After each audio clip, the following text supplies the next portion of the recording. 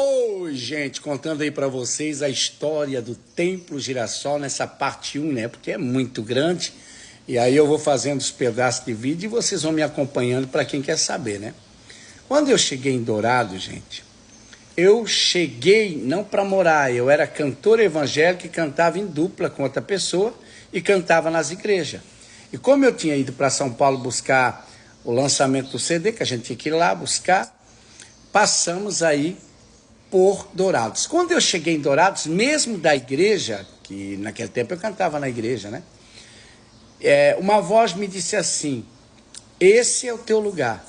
Aí eu olhei até pro rapaz que cantava comigo, com o irmão de igreja, eu disse assim, eu ouvi uma voz dizendo que esse era o meu lugar. Eu disse, tá louco, um lugar feio desse? Naquela época não tinha shopping, era um mato, e eu nem conhecia a cidade, porque eu vim direto, né, de São Paulo, e passando pela cidade. E aquilo ali ficou na minha mente. Eu vou resumir, porque é muito grande. Se for tocar em detalhes desde o começo, vou resumindo, vou tirando algumas histórias, vou direto ao ponto que vocês gostariam de saber. E depois, passou um tempo, né? Eu já era assim, da espiritualidade, mas nessa época eu estava na igreja e era cantor de igreja. Mas a Umbanda, ela já vem lá de trás, de família, né? Eu já tinha algumas pessoas famosas, até de Balneário Camboriú, que atendia tudo, que eu era de Santa Catarina. Já tinha raiz, não começou dali, depois que eu saí da igreja, não. Já tinha, tanto é que uma vez eu fui cantar um hino para minha avó, e na época eu era casado, né, com a minha esposa, a gente cantava, e eu fui cantar, a minha avó disse assim, ó, você pode até cantar, mas o teu caminho é outro. Eu nunca esqueci disso, porque a gente já tinha vínculo dentro da espiritualidade. E quando tem, gente, é por isso que às vezes chega uma pessoa no terreiro, ela quer ser adulada, bajulada, e a gente já erra muito com isso, às vezes até bajula. E a pessoa fica por amizade.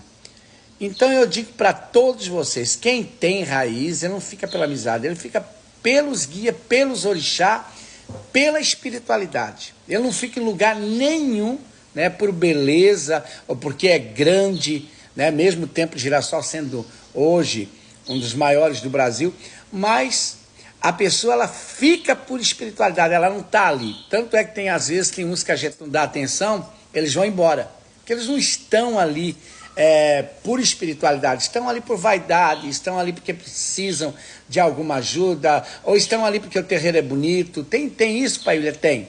Mas continuando, né? E depois eu larguei, né, da igreja, eu tive uma decepção ali com o cara que cantava comigo, né? E aí saí da igreja. Aí entrei no espiritismo. Aqui em Dourados eu entrei num terreiro, onde tinha uma mãe de santo, muito gente boa, que eu já em memória, né, já faleceu, mas era uma mulher bem bacana assim, aprendi algumas coisas. Fiquei pouco tempo lá, tá? Não fiz santo com ela nem nada.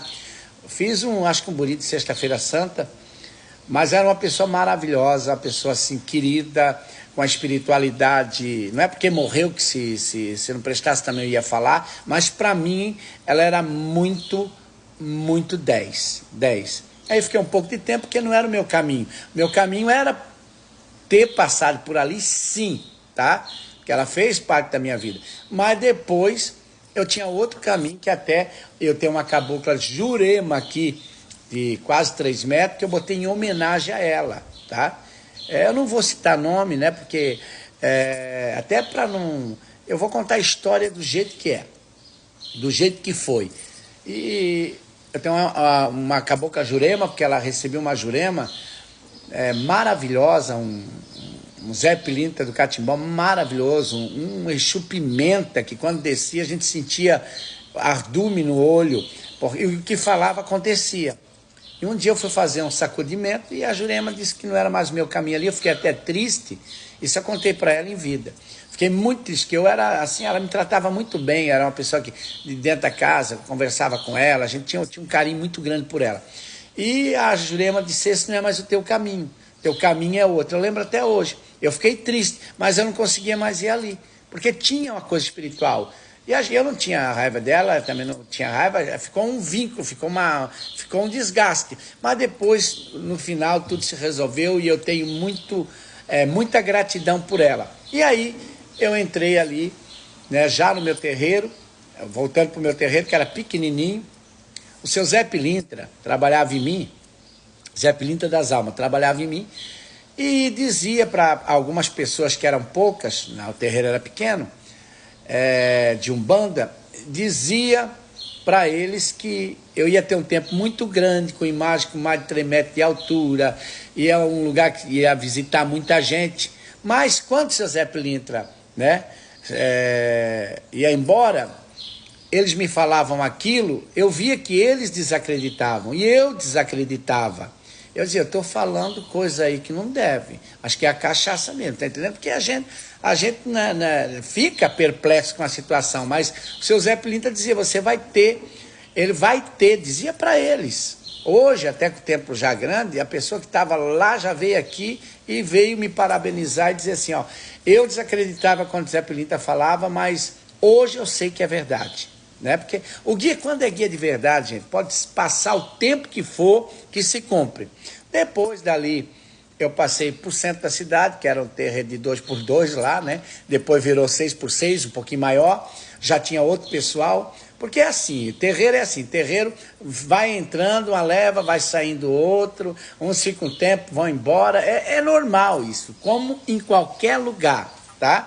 Como em qualquer lugar, a gente fica triste, eles ficam tristes, uns saem falando mal, mas mesmo falando mal, tá fazendo propaganda e propaganda sai cara. É o que eu digo a vida toda. Fala mal para a pessoa, às vezes uma pessoa fala e diz, não, eu vou lá ver para, né, matar a cobra aí e mostrar o pau. E acaba ficando e vendo que não é nada daquilo que foi falado. Então eu nunca liguei para o que falavam. A minha perseguição não era nunca de católico, nem de crente, nem de nada, né? Mas era dos próprios da religião que não me entendiam. Aí, ali eu comecei a escrever o primeiro livro chamado Segredo Oculto. Chegou uma pessoa e disse que pagava para mim e eu poderia escrever um livro da minha história. Aí eu coloquei umas poesias que eu tinha, quem tem o livro sabe disso, alguma simpatia que eu sabia, e enchi ali um livro fino, e ele disse que a mulher dele ia corrigir o livro para mim, né, com os erros de português e tal, para me mandar para uma editora, para uma gráfica. E chegou lá, ela muito católica, não quis, né, corrigir o livro. Uma professora não quis de jeito nenhum. Aí o livro ficou mais um tempo, eu desanimei um pouco, mas depois eu achei uma editora que corrigiu e lancei o livro. Mas na época, ninguém até me conhecia, né? Eu vendia o livro, tá? Vendia não, eu dava o livro, tá? Vendia para alguns, dava para os outros, e assim fui fazendo, mais dava do que vendia. Só que virou a fazer o meu nome. E através do livro muita gente me procurava. Naquela tempo não tinha nada em internet ainda, eu só tinha Orkut, mas não falava sobre isso ainda. Aí depois, nessa outra casa, eu lancei o livro 666. Eu peguei gosto, porque eu vi que o livro trazia muita gente. Eu peguei gosto e lancei o livro 666 já no YouTube. Aí estourou, vendeu muito, vende muito até hoje, né? Aí o Segredos Ocultos ia atrás, né? Vendia um, vendia outro. Às vezes a pessoa queria um, queria o outro também. E aí eu fui lançando livros, né? E aí a história vai continuando. Eu vou visitar a cidade de Foz do Iguaçu no templo dos budistas.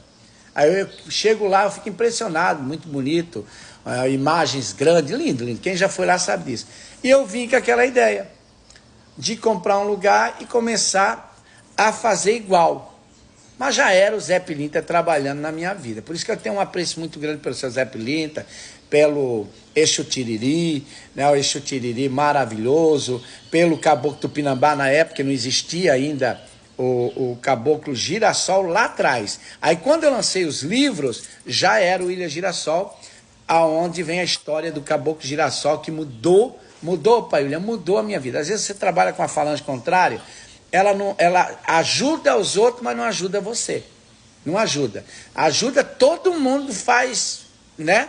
Mas não ajuda você, tá bom? Vamos para a segunda parte, fica ligado aí, história do Templo de Girassol aí, para você entender desde o começo, o início de tudo, tá bom, gente? Parte 2, fique ligado aí, tá?